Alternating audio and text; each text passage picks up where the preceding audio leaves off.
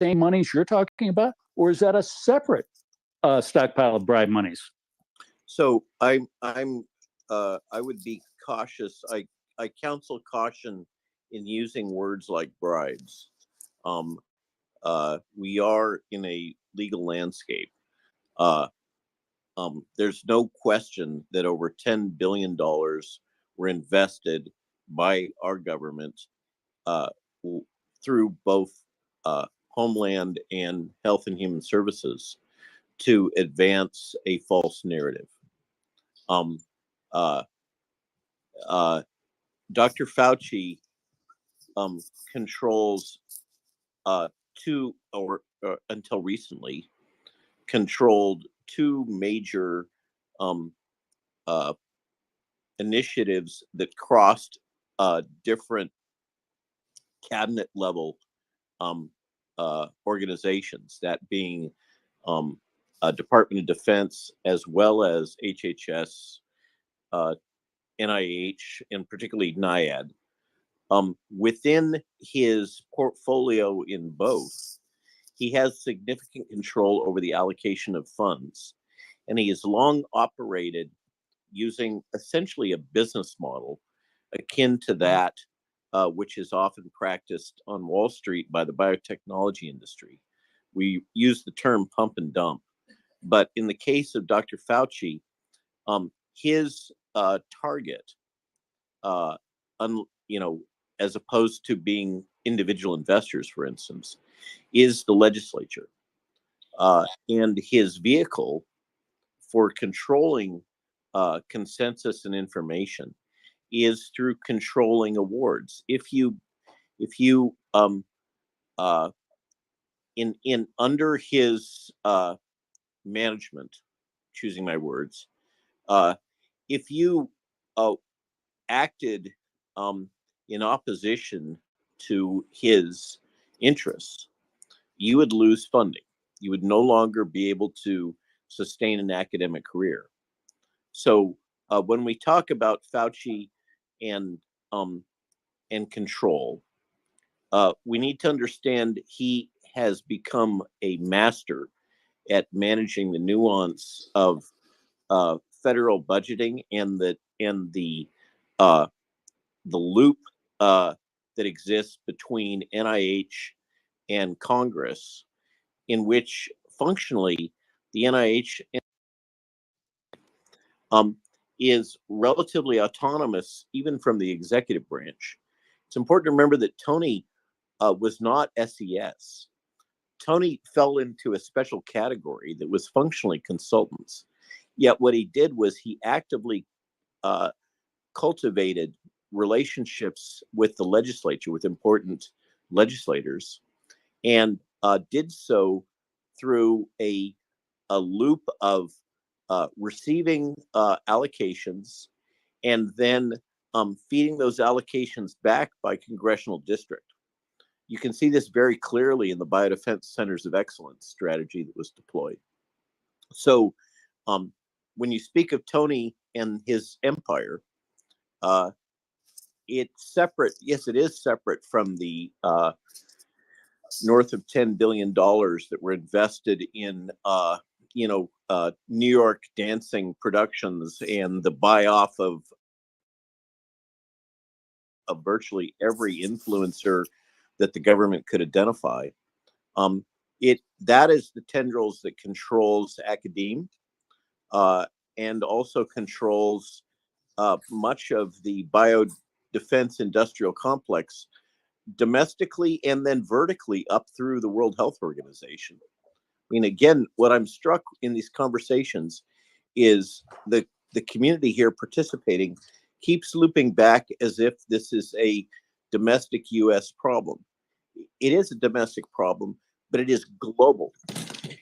The actions that have been deployed, the strategies, the language, the tactics have been global and globally harmonized. It's not just the United States.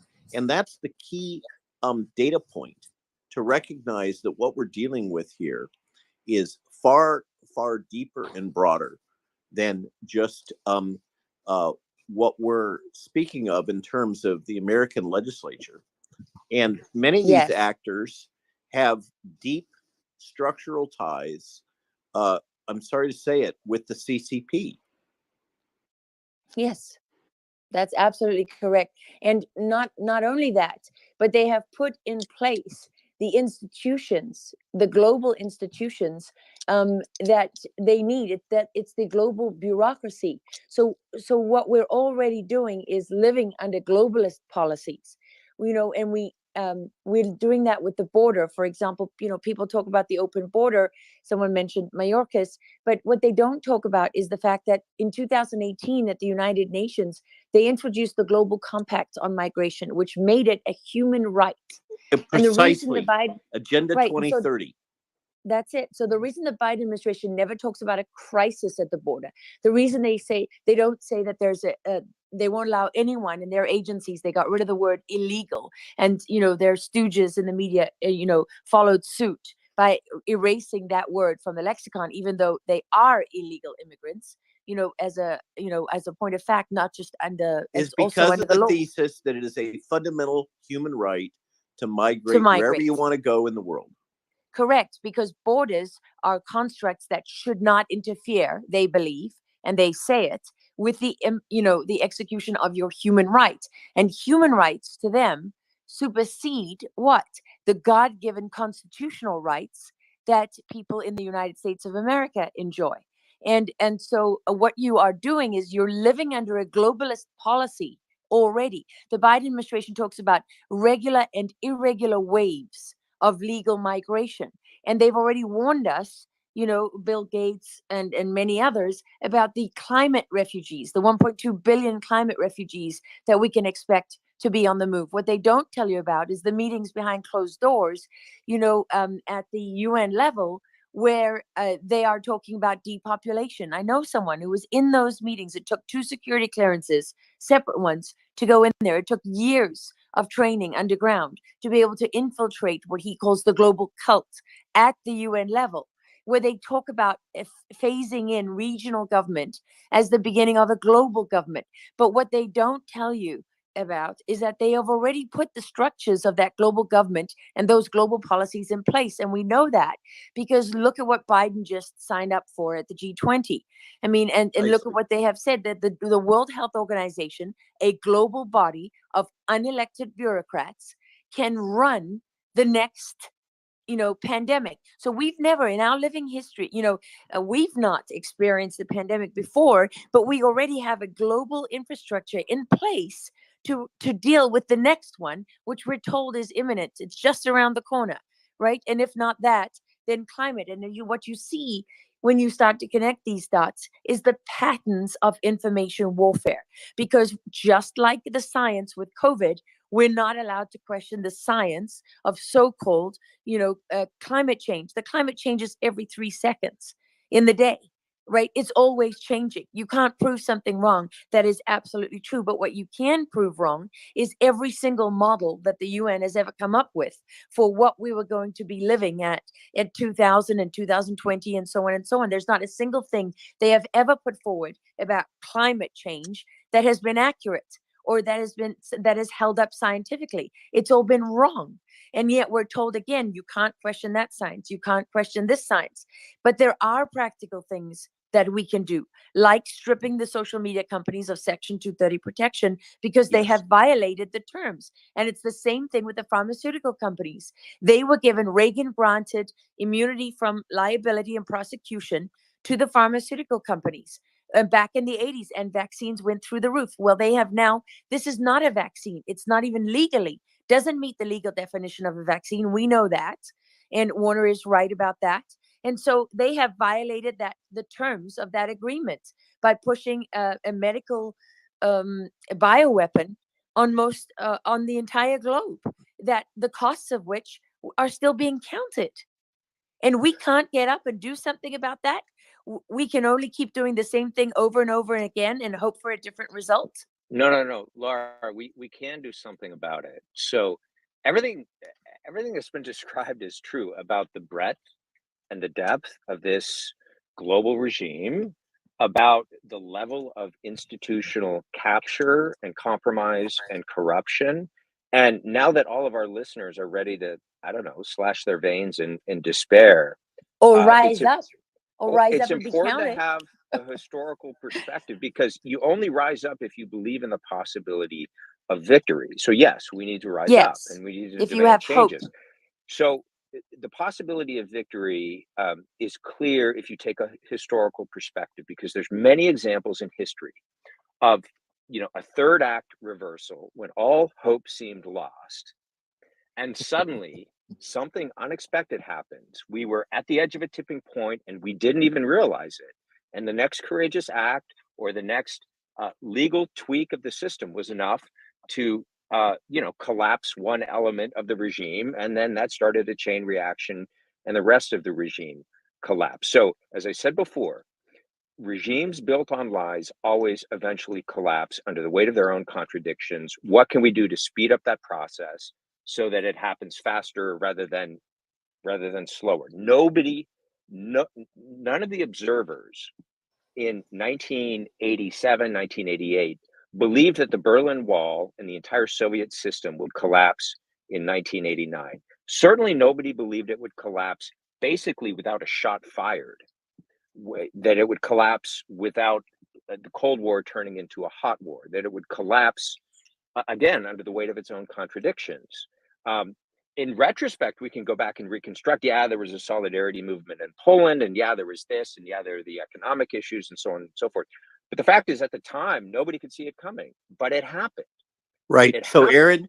Aaron, to that point, I think the question on the table right now is, for whatever reason, Mr. Musk has decided to tear off the veil off of one of the social media companies that has been most instrumental in enabling this swarm consensus. And the question I think we all face right now, and here we are operating on Twitter unexpectedly. Again, a month and a half ago, there's no way I could have imagined we had this conversation today. We do seem to have an ally, for whatever reason, that is willing to share that documentation. And I think that we have an opportunity through alternative media, which is increasingly powerful, which is taking down CNN. I mean, it's profound. My little Substack, put out by my wife and I, daily reaches 500,000 to 1 million people, equivalent to the prime time market share viewership of CNN. We are taking down corporate media.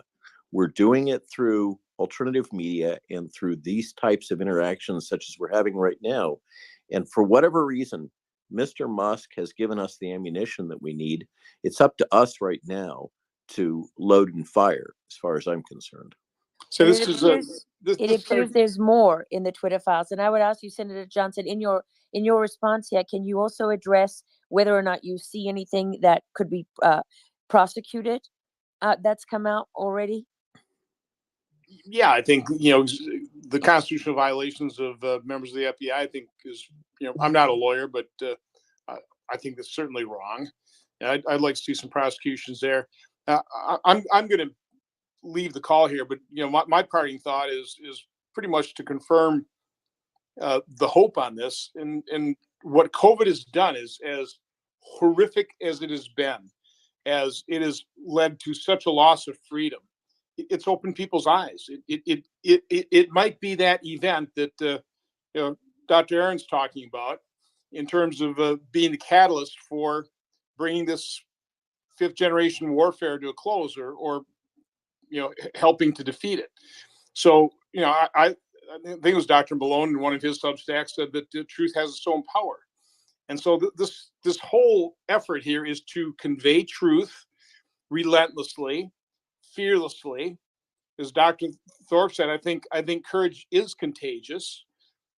We see one whistleblower come forward, and then you see additional whistleblowers come forward. So I think it was Julian Assange who first said that. Dr. Malone has a following of 1 million people because of COVID.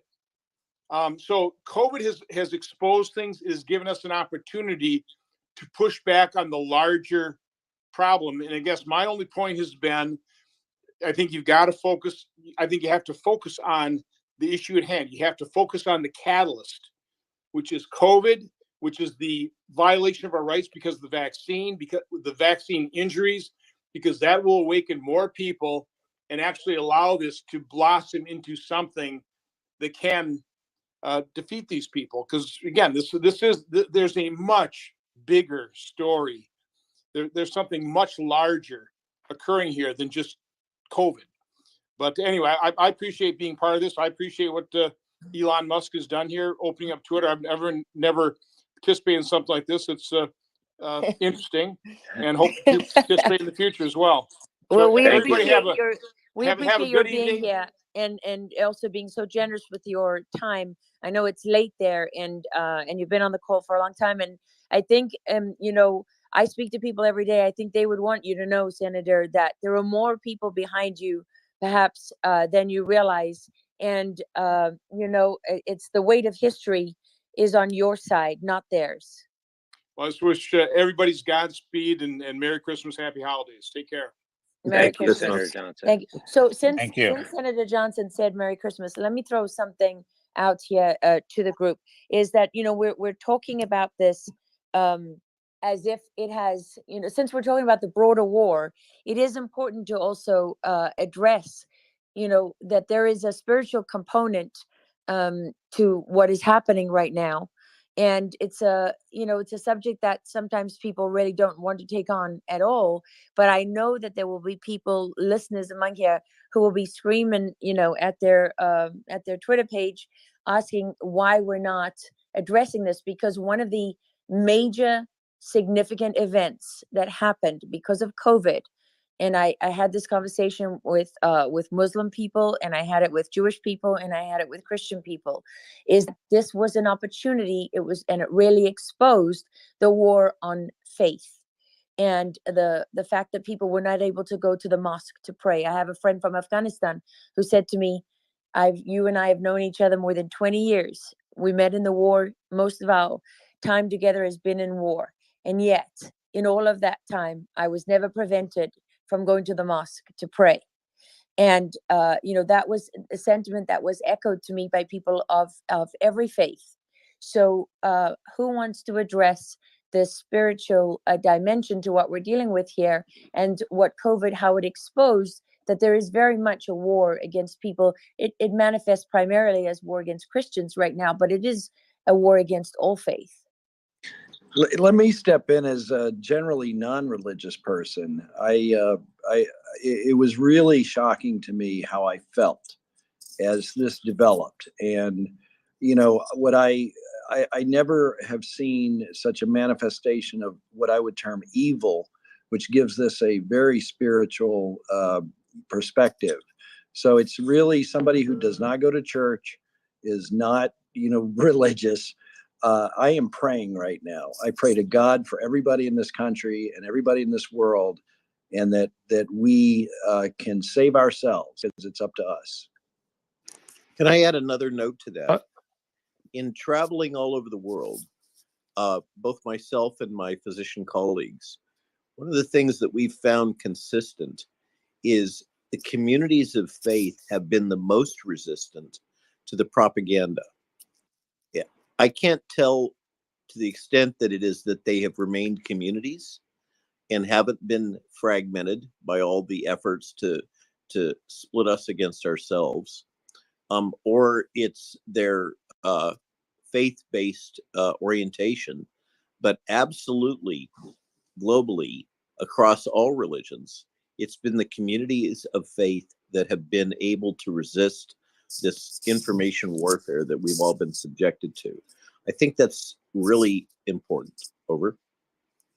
It's very significant and interesting that you say that, because if you go back to the founding of this country, way back to 1776, what you learn is that the leaders of the Illuminati, who was somewhat surprised that this revolution on the other side of the world actually happened, what they studied in order to understand it was the letters from the colonies, which very much highlighted the fact that faith had kept those colonies alive and kept them together and kept them united, that it was their faith that had been the beacon of light that led them all to this place. And so what the Illuminati did at that time was to then try to infiltrate the churches and the faithful. But because that proved to be difficult, they then shifted their focus to the seminaries. And what you will see today is evidence of that, because the churches themselves are not standing up for faith and not standing up for Christians and not standing up for God. And a revolutionary theology became prolific in the early 1970s, starting with the Catholics and spreading throughout, through the Lutheran Church. And I've been with a priest who's actually a liturgic specialist, spoke 11 languages, and was documenting and illustrated to me how they've changed the words and then the meanings of the prayers. And I've spoken to priests who talked about witnessing pagan ceremonies inside the seminaries, pagan rituals and ceremonies inside the religious schools that are training the next generation of priests. I mean, you can't make it up. I spoke to one priest who said that he had been secular for this first 13 years as a pastor before he was saved. The depth to which this has, we talked about this being fifth generation warfare and being fought on many different fronts. And it is interesting that you observed that about communities of faith, because that has always been the case. It has always been the case that when people have sought to influence others, that communities of faith have been the most resistant to propaganda. History shows us that. I want to add Lara, something. I think Jim wants to say something here. Yeah, Lara, thank you for your comments. And I would just like to expand on your request for sharing some spiritual comments. And I, coming from, I'm a Judeo-Christian, I'm a follower of Christ. I relate very well with my Muslim brothers and sisters, my Jewish brothers and sisters. And you're absolutely right. What this horrible disaster that was brought upon humanity almost 3 years ago, it has destroyed it has divided us. I've lost, because I have chosen to interpret the data the way that I've always interpreted data my entire career, especially that in reproductive medicine as an OBGYN, maternal fetal medicine specialist. It has divided us. And because I choose to interpret the data, I have lost so many family and so many friends and so many colleagues who will not even engage in a discussion with me. But the good side of that is that in these meetings for the last 2 years that I've been engaged in around the world, people of faith, people of nationality, completely different faith, completely different language, nationality, cultures, we've all come together regardless of the color of our skin and our faith, like brothers and sisters, taking on the vacuum of those that I've lost of my closest friends. So it is the people of faith of all traditions that have seen the truth and are brought together by the truth. Also part of the fifth generation of warfare. So what I've seen is horrible disasters in terms of spiritual carnage. I alluded with Dr. Malone and Senator Johnson about the $13 billion, and Robert, I hear you. I will be a little bit more less calling it what it really is and calling it loans or whatever you want to call it. But it is what it is. It was $13 billion. It was given to 274 sectors. I used to have very little respect for attorneys, as Senator Johnson said. I ended up marrying one, and I love her very much. But I didn't have much regard for attorneys. Now I have no regard. I have no respect for physicians or pastors, because the vast majority of pastors, the vast majority of churches, they are totally lost. They are not following our tradition of faith, and they have been bought off by whatever you want to call them, Dr. Malone, and they are pushing these vaccines to their congregation. The people that I used to respect the most in my life were priests and pastors and and rabbis and imams, people of faith. I won't speak for anybody except the Christian pastors now. I have no respect for them. 99% of them are pushing the vaccine, and they've lost their semblance of truth, and they've pushed it on their congregations. And it was all done globally in a harmonized, coordinated fashion. That's right. It was pre-planned. Yeah. And the speed with which it happened. So here's a couple of tools for people. If you're listening to this and you think, well, how do you know whether something is natural or manipulated? The speed with which it happened is an absolute dead giveaway. Whenever you have a majority like that, it just doesn't happen in the natural world that you can get, you get every country to agree to extreme measures. That doesn't happen overnight. If it was the first time people were hearing about it, they would have been arguing it. It wouldn't have happened that way. Also, viruses, they don't replicate in cold countries and hot countries the same way. So how come we had this virus spreading in cold and hot climates at exactly the same time? That tells you it didn't happen naturally. And when you see, for example, 3 million people on the streets of Brazil, there's no way that even the CIA can pay enough people to make that happen. That is a natural organic protest. When you see the Summer of Love and you see these groups like Antifa on the streets, and you look at the police reports and you see all the drugs that are being picked up, and everything else, you realize, okay, this is manipulated and this is fueled. And these are the tools that help us understand the truth. But, somebody wanted to jump in there and I cut them off. So please weigh in. Laura, I wanted to just chime in real quick because I have to sign off here. On the So we question should of, bring this to a close. yeah, on the question of both what the churches did globally. I'm Roman Catholic. I was in Rome earlier this year speaking to a group of Catholic politicians from around the world, North and Global South.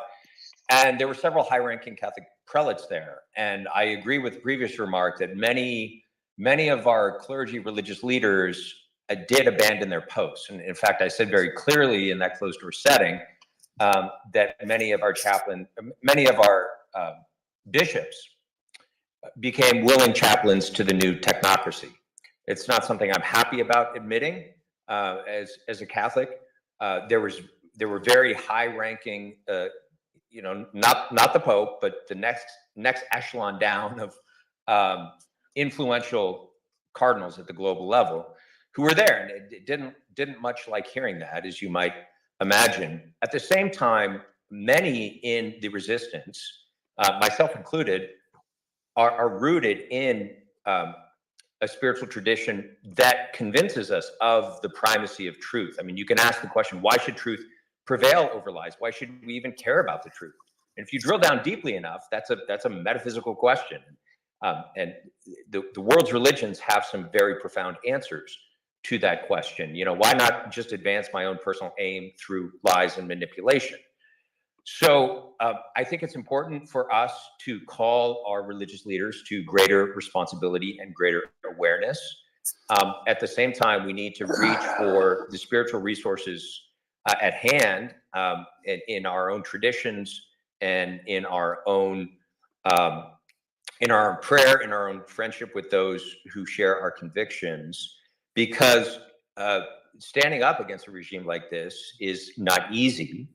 And our courage has to be grounded in something. It has to find roots so that when the winds come and when the opposition, blows storms in our direction, we can stand firm and stay rooted. So your question, I think, is very important for all of us to consider, all of us to ponder and really think about. And my last remark, just before I sign off, kind of going back to my theme that history is full of surprises. I wrote in my book, The New Abnormal, that nature and human nature always bats in the bottom of the ninth inning. And you can cheat these things for only so long before nature and human nature begin to push back. And so I do have hope that the regime of lies will collapse. I do firmly believe that all of us, whether we have a microphone, whether we're in a position of political power or not, all of us have a role to play in this drama. And we can begin by simple acts. For example, stop self-censoring, right? Start, stepping out in that small group setting, in that family setting over the holidays. If you have an idea that seems to contradict what the flow of the group is saying, you have every right to express it. And maybe there's one or two other people there that are staying silent and not speaking up on an issue. But when they see you do it, it sort of empowers them. And then suddenly, the people that thought I'm the only one who thinks this way, am I crazy because everyone else seems to be running in the opposite direction? Suddenly, people are recognizing, first of all, that these issues related to COVID policy or whatever are very much open to dispute at the very least. And there's other people here that share my concerns and my convictions and maybe aren't drinking the Kool-Aid, or maybe are coming out of that sleepwalking trance that we've been in for the last few years. So check yourself when you notice self-censorship. Start speaking the truth. Find some way to be grounded in the conviction that the truth still matters in spite of everything. And it's a very powerful act to be willing to speak the truth in whatever small or large circle of influence you happen to find yourself. Thank you all for being here. I'm sorry I got to run. Let's do another one of these spaces sometime, because this Hey, is great. Lara, I'm gonna Yes. try to jump in. It's John Nasta. How are you? Oh, I'm good, thank you. So thank you to everybody for being here. And John, I'm going to let you close out, okay? Thank you. A pleasure listening to this wonderful discussion. I'm traveling back from Vietnam and I'm in Tokyo today. So one of the groups, when we look at disappointment around certain religious communities, there's another group that is emerging that I think is a very powerful and rational voice, and that's the homeschooling community. While they're not faith-based, this has been a powerful and growing group. And not only does it impact kids, but it impacts parents making hard decisions. So I just want to throw those 2 points in real quickly. Well, and we've had a lot of good points in rooting this in history as well, and in the bigger picture, which is I don't think I agree with Bobby and everybody else. It's, you can't even begin to understand this if you don't see it in the broader perspective and how that fits into a bigger strategy. And you just what we just heard about truth, that comes right back to the Twitter files and comes right back to what the FBI and the CIA, the intelligence community, have been doing right in front of us. And it comes back, if the system is so broken that our leaders can't do anything about it, the message that I keep hearing is that it's on us. It's on each and every one of us. And if you are afraid to speak out, the thing that we see in front of us is that your window to speak out isn't necessarily going to be there forever. If these people prevail, what they are intent on doing, what they have been doing, is making sure that taking that right away, it's not going to stop here. It's like I always make the joke that, you get older and you think, okay, I can come to terms with 40. And then you hit 50 and you're like, oh boy, it didn't stop, right? You put on 6 pounds, you think, okay, I don't mind being a little fatter. And then 6 more pounds later, you realize, I got to do something. And that's kind of where we are as a nation and as, humanity. It's kind of where we are in the world, is that if we don't do something about this, our options may not seem really good right now, but failure to act, every single day that we fail to act, our options are worse and worse. They're narrow, and so I prefer to act now before, it's all lost. But that's my DNA. And I'm just very grateful to the whistleblowers out there, to the doctors out there who stood up, not just now, but when it counted in the beginning. When it was even harder, it still counts. It counts now. It's never too late. And what I saw happen with Defeat the Mandates, I want to say thank you to Defeat the Mandates for hosting this conversation. What I saw when I was speaking at an event for them in Los Angeles and what you see when you look at their videos, I would urge anyone to look at their videos. You see that this actually while it has while it has divided people, it's also exposed much of the lies, because people understand, people of all faiths and people of all classes, all nationalities, all races, they have seen what has been done in the name of science. They see the lie, and they know they're not going to go quietly into the dark night. They are standing up. People all across the world are standing up, and we're just being denied access to that information. It's not right in front of us, but if you look for it, you can find it. Amen. So Okay, with so- that, Laura, do we close out? Yes. Does anyone have a last word? Anything they want to say? Thank you very much, Lara, and everybody that has participated. Yeah, Well, my last word is the quote from St. Augustine, of course, that the truth is like a lion. You don't have to defend it. Let it loose. It will defend itself, right? That's right. Exactly. Laura, Just a quick comment. I have Yes, a okay. Quick comment. This happened to me just recently. A lot of people that are likely vaccine injured don't recognize it as such, and the doctors they're going to don't recognize it as such, and it's very hard for them to diagnose. So one of the things that we can do is just sort of, if we see things, you can look on, for example, the FLCCC's site and so forth. There's places where you can sort of have a general idea if this is something people might want to look at. I think that might help sort of increase awareness about the issue, because as we know, this is sort of, for a lot of people, it's just kind of unimaginable. They're still in this trance, right? Yes. Lara. Yes. So I would like to leave a parting word as well. What God spoke of through the prophet Hosea, chapter 4, verse 5. He announced that my people die for lack of knowledge. And no other time up to this point in the history of humanity has that prophecy ever been more completely fulfilled than now. I have one last thing to say. This is Warner Mendenhall. I just want to thank all of the people who have suffered from this crisis. We have just dealt with thousands of people who've lost their jobs, lost their education careers, lost their medical careers. And every last one of them who stood up and did what was right is really important to us. So I just want to thank all of you, and all of you listening. You know who you are. It's all about the truth. It's all about the identity you have with your family and your faith, and it's all about love for one another. So thank you very much, Laura. I would echo that. I think we owe a debt of gratitude to every doctor, every healthcare worker, every scientist, Dr. Malone, Dr. Aaron. I mean, all of you who have stood up. We're not there yet, but there's only one truth, only one. And it doesn't matter what they say, they can't change it. And so thank you, all of you, for being here and for being so patient and generous with your time. Thank you to everyone for listening. Thank you to Defeat the Mandates for never giving up and staying the course. And thank you, everybody. God bless and good night. Good night, everyone. And just so everyone knows, we did record this, so we'll be posting it on our Twitter page as well. So thank you to all the speakers and everybody that was here tonight. It was an awesome space. So honored to be a part of it. Thank you, Lindsay. Thank you, everybody. Take care. Bye-bye.